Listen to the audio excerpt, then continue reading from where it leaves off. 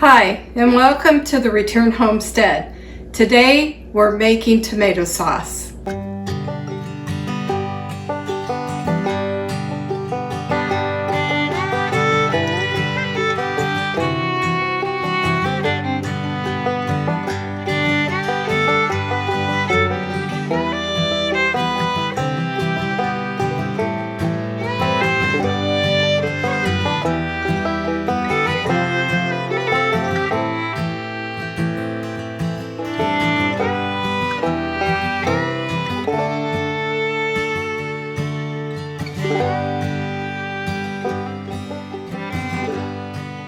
So, all summer long, I take tomatoes out of the garden. We planted about 300 plants this year. And I harvest them, core the tomatoes, and score them, taking off any bad parts. And I throw them in the freezer. Once everything has slowed down in the garden, then I'll start processing them. The best thing about this is when you freeze tomatoes, you skip the blanching because the skins just pull off. So what I'm going to do is take the tomatoes that I have to process, and I'm going to put them in this roasting pan. And I'm going to put them in this roasting pan. Now with this recipe, you can alter it, or you can make it what you want it to be. So you don't really need a recipe. I don't use one. I do put garlic and basil. I also put onions and sweet peppers in my tomatoes, because normally what I would use them for would be to put those things in it anyway. So I just start with a sauce that's already seasoned. And I'm going to put it in this pan and let it cook down. Okay, now that the tomatoes have reduced down to half, it's time to start canning them up. I'll show you what it looks like. So the roaster was full, overflowing yesterday. I cooked this at 350 most of the day, turning it down to 200 and continued to let it simmer overnight. Now I'm getting ready to can them up. What I did is I took a stick blender and blended it all till it was smooth. In the jars for pints, you'll use 1 tablespoon of lemon juice, and it needs to be the bottled kind. Or quarts, it's 2 tablespoons. I've got my canner up to heat, and I'm going to start canning this up now. You're going to leave about a 1/2 inch headspace on this.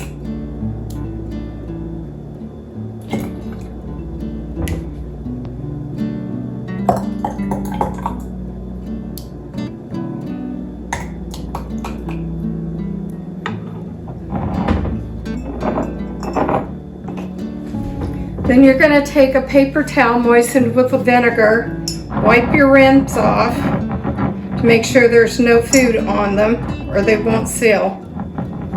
Then you're going to put a lid on it and fingertip tighten the ring.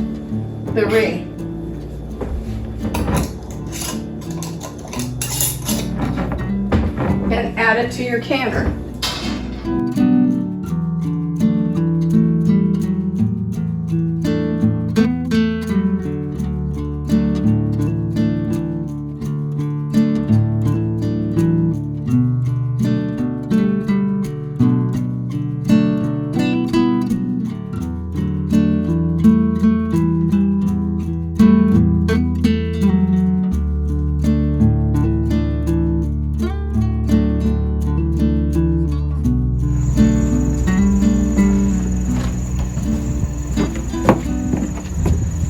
Today, I'm going to start harvesting the fall garden.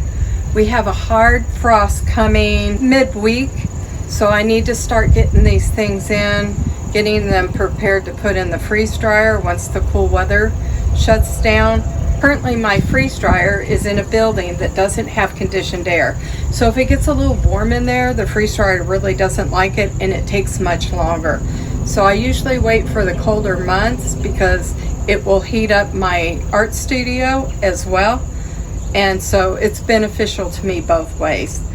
But I'm going to start harvesting here in the fall garden while I'm already processing tomatoes. But I ended up having 3 batches of tomatoes to put up for tomato sauce from the summer garden. We planted like 300 plants, so we have restocked finally all the tomato sauce that we need. Before I start tearing apart the garden, I'm going to do a quick walkthrough and show you what we're doing.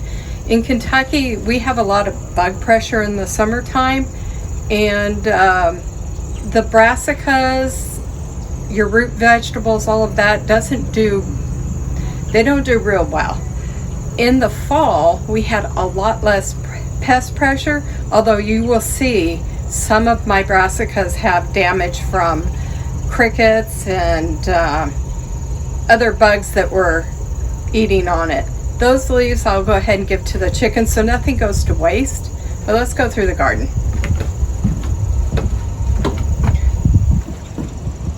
Right off the back porch, I have celery in a big container, and it's going to be harvested today.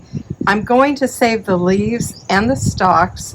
I will chop those all up and I'll make a celery powder out of it and keep the bigger pieces for stalks, soup stalks. So the big pieces of celery will also be freeze-dried. It turned out pretty good. I've never been able to grow celery before, but Kentucky's a different thing.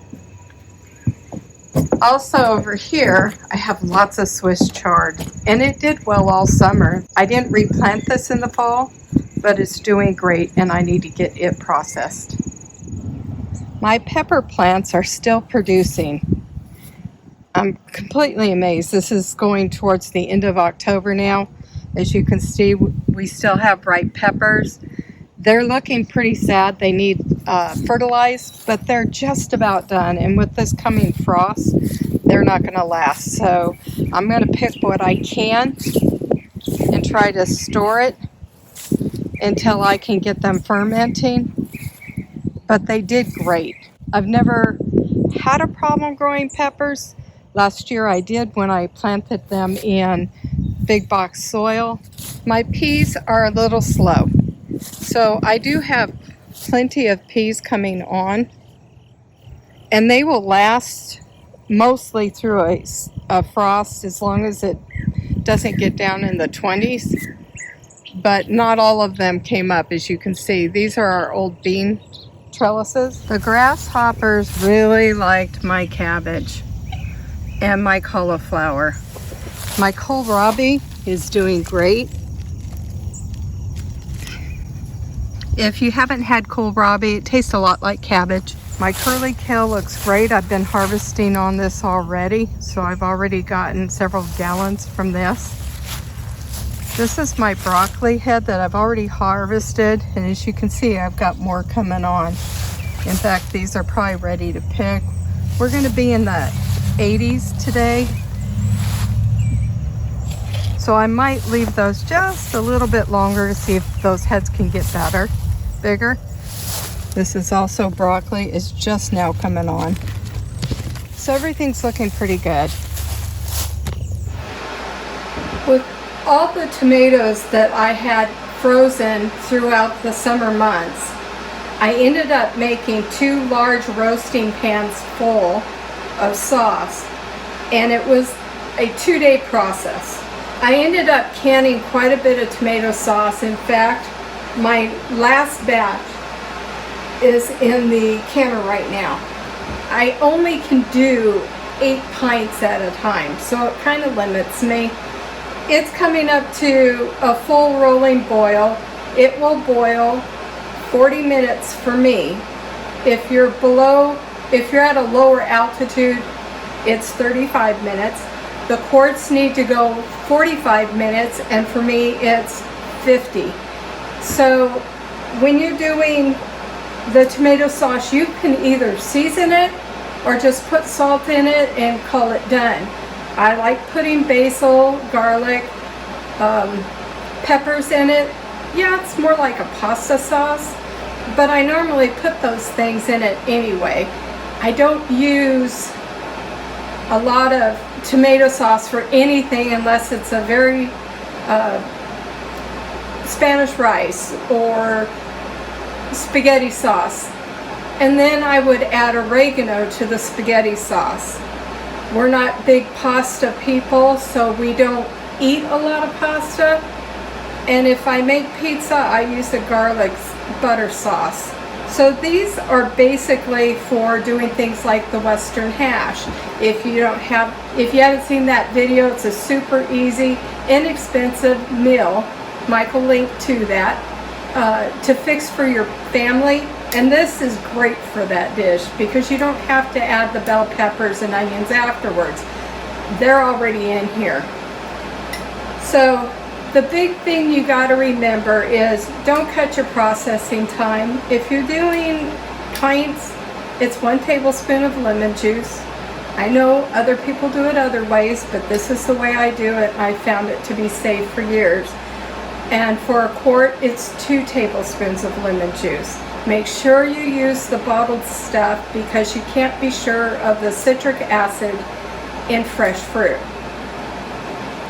And that's all I have for today. So it's been a good season for tomatoes. I've ended up getting lots of picante, lots of tomato sauce, lots of pasta sauce. And this is what I was really going for when I planted 300 plants. That's a lot of tomatoes. And I won't have to do anything but paste tomatoes next year because I think this is going to last us throughout the year. I hope you enjoyed this video. Please give us a thumbs up if you're watching us on YouTube. If you're watching us on Rumble, please follow us and give us a rumble. Until I see you next time, bye-bye.